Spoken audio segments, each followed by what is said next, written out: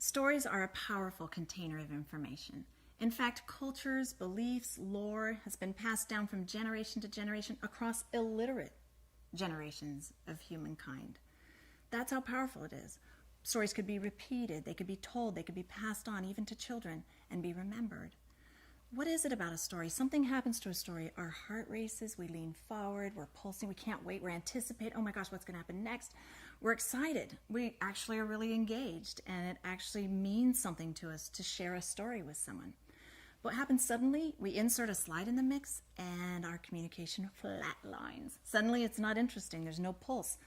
The slide, something about it becoming a presentation makes our stories sterile. In fact, we're not even using stories.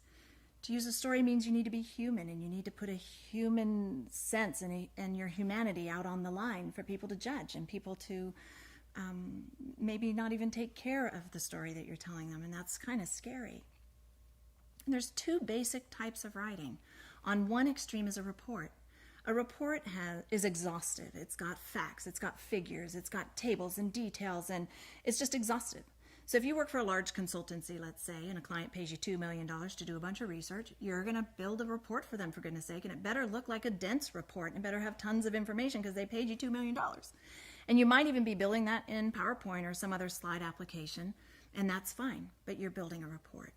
And something happens. We're in report building mode, and then we forget that to convey our research, so we captured our research, but to convey and communicate our research, we need a different creative process to follow than report making and exhaustive research. So what we need to do is incorporate more story. So on the other pole, the other extreme of writing is a story. It's basically dramatic writing. Cinema, literature follows that form. Those are the two extremes. And what we need to do is presentations fall right in the middle. A presentation has explanatory structure. It's got some facts and figures and information, but it also needs to be married with story, like a cake, little layers of a cake.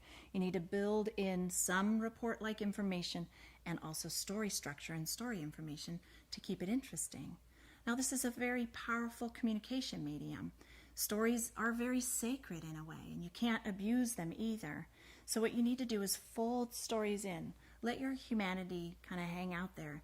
Tell stories in a compelling way, and you'll actually change people's beliefs. You'll change their ideas. You'll sway them towards you, just like a great story does. They're engaged. They're wanting to hear from you.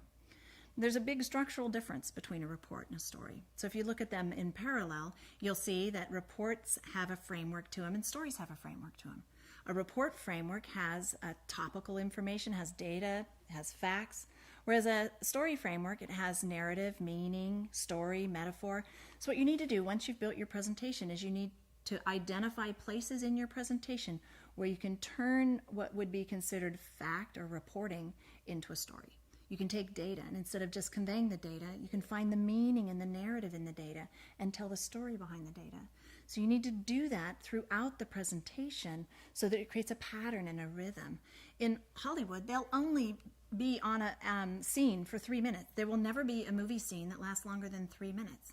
And that's very important to remember. So you need to mix up a little story with a little information and move it up, change it up, keep it interesting and constantly be changing it up. Mix a little bit of report with a little bit of story and change all of your presentations into wonderful explanations of your idea.